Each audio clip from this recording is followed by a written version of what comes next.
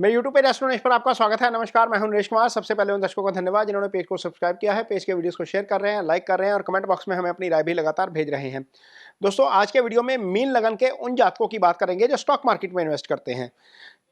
भले ही वो इंट्राडे में ट्रेड कर रहे हैं या निवेशक हैं या वो निफ्टी फ्यूचर में काम करते हैं, MCX में काम करते हैं, क्रिप्टो में काम करते हैं। तो यदि आपका लगन मीन है तो ध्यान से देखिएगा इस वीडियो को। आप इस वीडियो को देखने के बाद खुद से डिसाइड कर सकते हैं कि आपको बाजार में नुकसान होता है तो क्यों होता है, किस ग्रह के कारण होता है, और यदि आपका वो ग्रह या वो भाव ठीक नहीं है तो आपको बाजार में नहीं रहना चाहिए।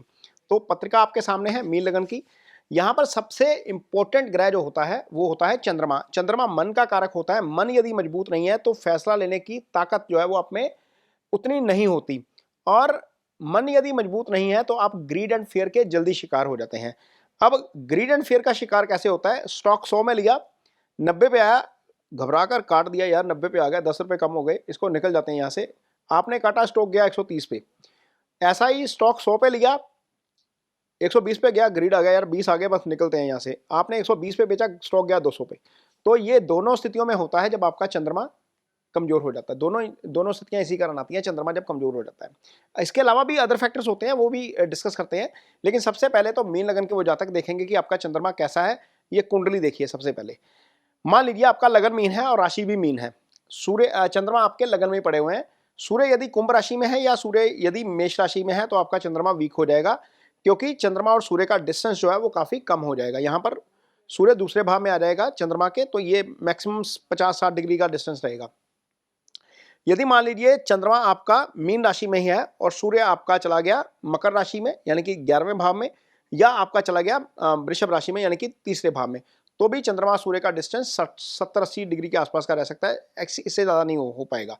तो यहाँ पर भी आपका चंद्रमा वीक हो जाएगा। एक्सेप्शनल केस में हो सकता है कि सूर्य मीन राशि में एंट्री किया है, 29 डिग्री इधर पेंडिंग है, 29 डिग्री आगे पेंडिंग है, और मान लीजिए चंद्रमा आपका मीन राशि में एंट्री किया है 29 डिग्री, 30 डिग्री, और यदि आपका सूर्य भी आगे जाकर 30 डिग्री का है, तो ये एक्सेप्शनल केस में हो सकता है, सारे केसेस में ऐसा नहीं होगा। तो आइडियल स्थिति क्या होगी? मान लीजिए चंद्रमा आपका मीन में नहीं है, चंद्रमा आपका पड़ा है धनु में, सूर्य आपका मीन में है, तो यहाँ से डिस्टेंस हो जाएगा लगभग 100 डिग्री के आसपास का। ये एक आइडियल पोजीशन हो जाएगी। सूर्य यदि आपका मिथुन में भी है यानी कि 4th हाउस में है, तो भी सूर्य चंद्रमा आमने सामने हो जाएंगे। यहाँ पर गुंजाइश है कि सूर्य चंद्रमा का डिस्टेंस 180 डिग्री भी हो सकता है, 160-170 डिग्री भी हो सकता है। तो यहाँ पर चंद्रमा की पोजीशन अच्छी हो जाएगी। मान लीजिए मीन लगन की पत्रिका है, चंद्रमा धनु राशि में है और कन्या राशि में आपका सूर्य पड़ा है, तो यहाँ पर भी सूर्य का डिस्टेंस जो है वो लगभग 100 डिग्री के आसपास हो सकता है, 90-100 डिग्री के आसपास का हो सकता है।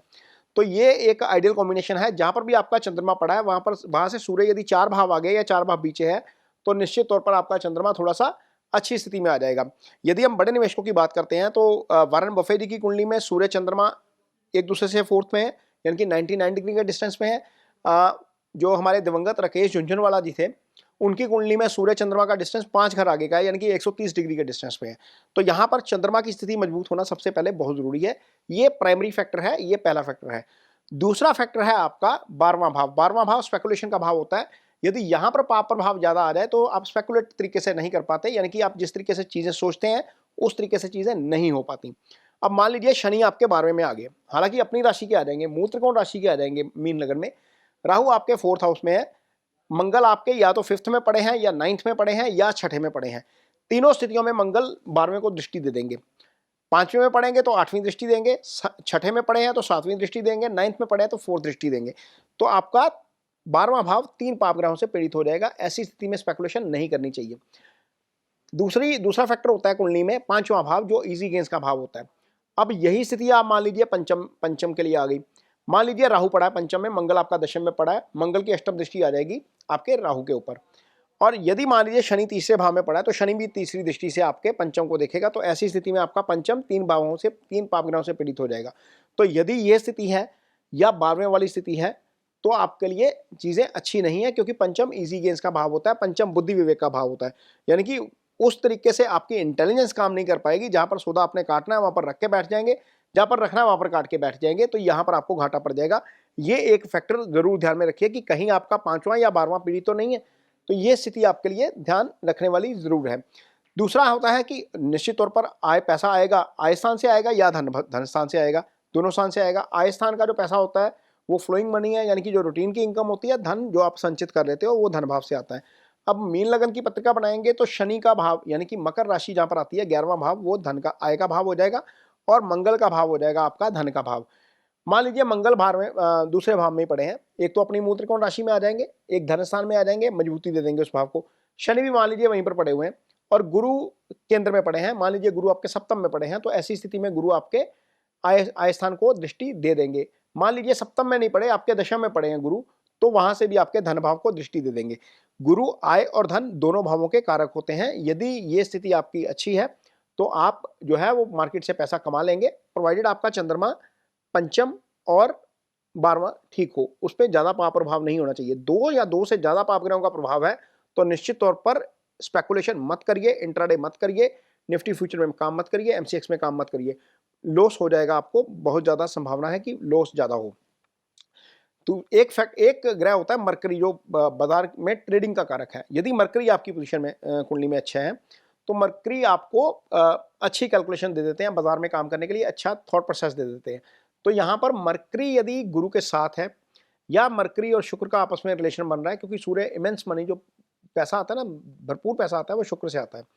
और मेन लगन एक ऐसा लगन है जहाँ पर शुक्र उच्च के हो जाते हैं। मान लीजिए लगन में ही शुक्र पड़े हुए हैं और गुरु सामने पड़े हुए हैं, और ये स्थिति आपके लिए अच्छी हो जाएगी, पैसे के लिहाज से भी अच्छी हो जाएगी, क्योंकि ये दोनों पॉजिटिव ग्रह हैं।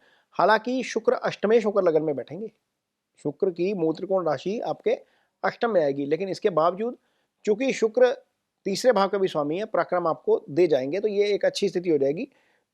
शुक्र का लगन में बैठना, यहाँ पर आकर दिग्बली हो जाते हैं, तो ये स्थिति आपके लिए अच्छी है। मान लीजिए शुक्र यहाँ पर नहीं है, 11वें भाव में बैठे हैं, गुरु सप्तम में बैठे हैं, तो भी वो दृष्टि दे जाएंगे और ये स्थिति भी आपके लिए अच्छी हो जाएगी, गुरु शुक्र का आपस में संबंध बन जाएगा।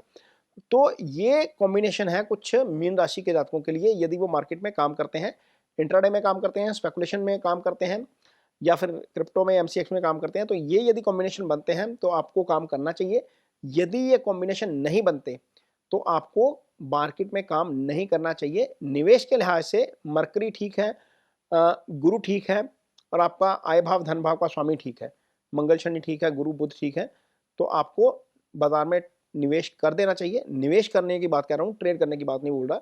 निवेश करना चाहिए और आपको निश्चित तौर पर बाजार में अच्छे रिटर्न जो है वो मिलेंगे। ये वीडियो आपको कैसा लगा इस पर कमेंट बॉक्स में अपनी राय जरूर दीजिए। यदि वीडियो अच्छा लगे तो इसे शेयर जरूर करिए, पेज को सब्सक्राइब जरूर करिए। इसके साथ ही मुझे दीजिए इजाजत, नमस्कार।